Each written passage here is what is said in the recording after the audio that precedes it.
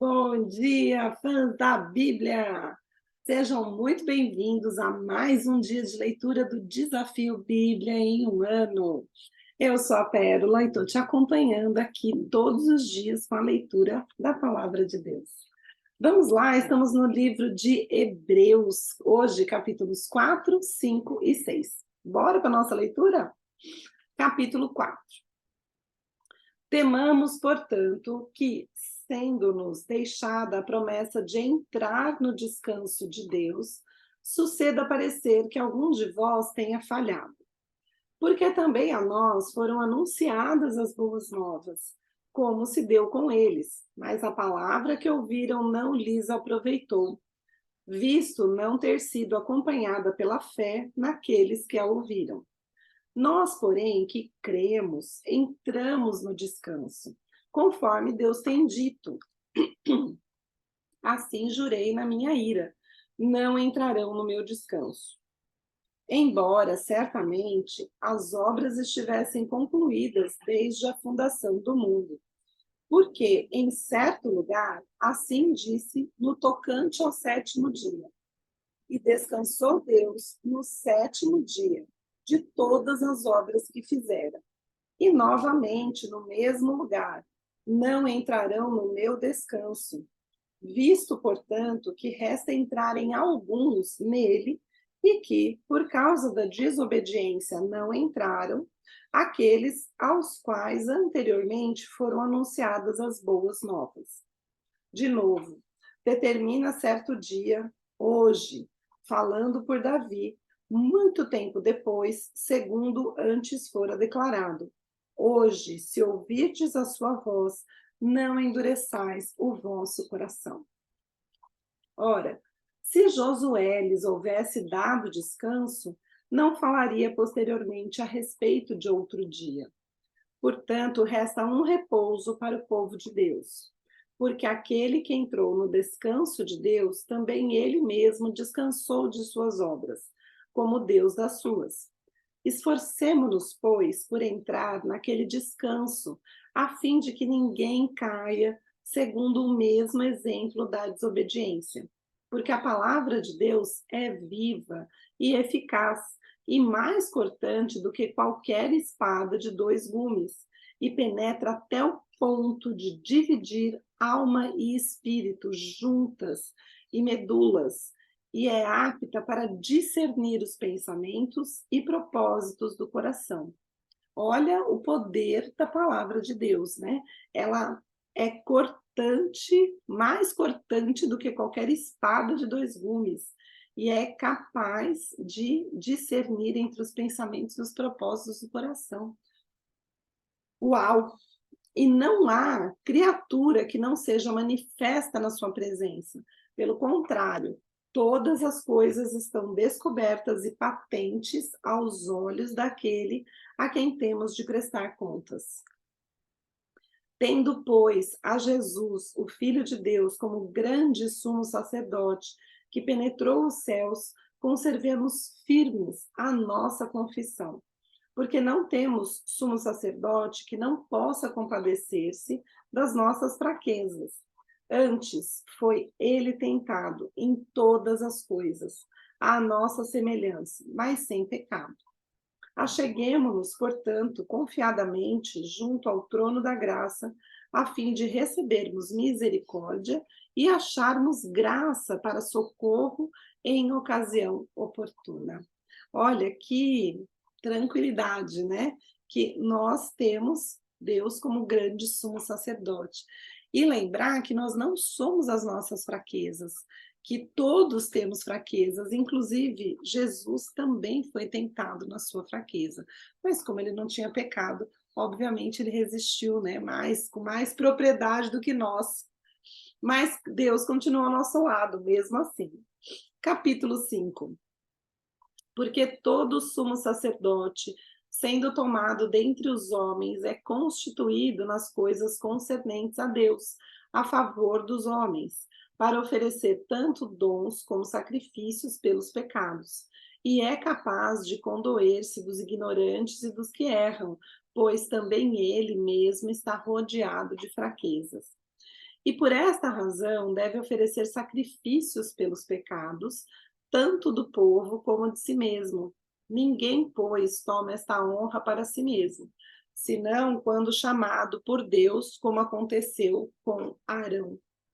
Assim também Cristo a si mesmo não se glorificou para se tornar sumo sacerdote, mas o glorificou aquele que lhe disse: Tu és meu filho, e hoje te gerei. Como em outro lugar também diz: Tu és sacerdote para sempre, segundo a ordem de Melquisedeque.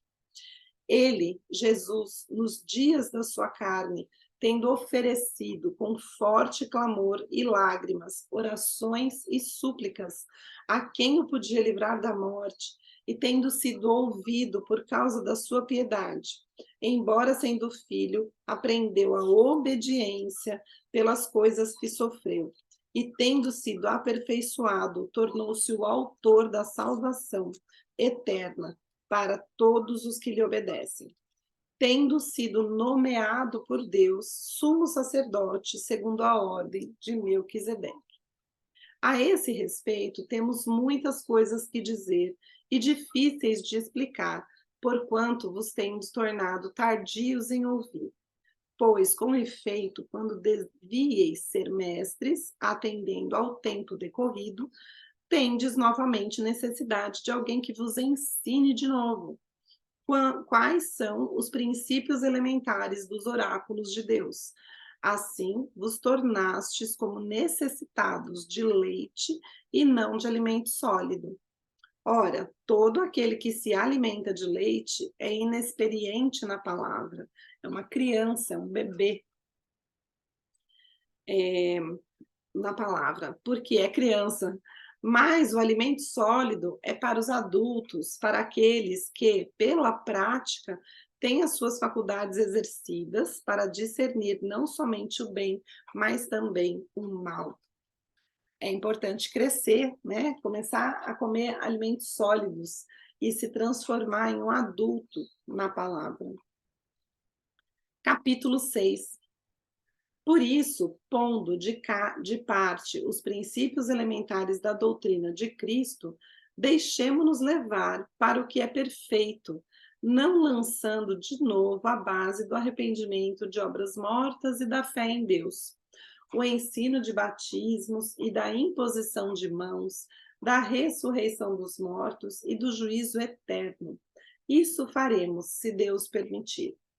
É impossível, pois, que aqueles que uma vez foram iluminados e provaram o dom celestial e se tornaram participantes do Espírito Santo e provaram a boa palavra de Deus e os poderes do mundo vindouro e caíram. Sim, é impossível outra vez renová-los para arrependimento, visto que de novo estão crucificando para si mesmos o Filho de Deus e expondo a ignomínia. Porque a terra, que absorve a chuva que frequentemente cai sobre ela e produz erva útil para aqueles por quem é também cultivada, recebe bênção da parte de Deus. Mas, se produz espinhos e abrolhos, é rejeitada e perto está da maldição, e o seu fim é ser queimada. Quanto a vós outros, todavia, ó amados, estamos persuadidos das coisas que são melhores e pertencentes à salvação, ainda que falamos desta maneira, porque Deus não é injusto para ficar esquecido do vosso trabalho e do amor que evidenciastes para com o seu nome, pois servistes e ainda servis aos santos. Desejamos, porém, continue cada um de vós mostrando até ao fim a mesma diligência para a plena certeza da esperança, para que não vos torneis indolentes, mas imitadores daqueles que pela fé e pela longanimidade herdam as promessas. Pois quando Deus fez a promessa a Abrão, visto que não tinha ninguém superior por quem jurar, jurou por si mesmo, dizendo: certamente te abençoarei e te multiplicarei. E assim, pois, depois de esperar com paciência, obteve a Abraão a promessa, pois os homens juram pelo que lhes é superior. E o juramento, servindo de garantia para eles, é o fim de toda contenda. Por isso, Deus, quando quis mostrar mais firmemente aos herdeiros da promessa a imutabilidade do seu propósito, se interpôs com juramento, para que, mediante duas coisas imutáveis, nas quais é impossível que Deus minta, forte alento tenhamos nós que já corremos para o refúgio, a fim de lançar mão da esperança proposta, a qual temos por âncora da alma, segura e firme, e que penetra além do véu, onde Jesus, como precursor, entrou por nós, tendo se tornado sumo sacerdote para sempre, segundo a ordem de Melquisedeque. Ai, que lindo esse capítulo, gente! Como eu sou apaixonada pela palavra de Deus. E cada vez que a gente lê, a gente descobre uma outra nuance, um outro detalhe que você não tinha visto antes. Então, não se cansem, né? Acompanhem a leitura aqui com a sua Bíblia aí e deixem os comentários para eu saber se vocês estão gostando. Aproveita, assina o canal, ativa as notificações e compartilha, me ajuda a transformar o mundo em um lugar melhor, cheio de amor. Um beijo, fiquem com Deus e até amanhã.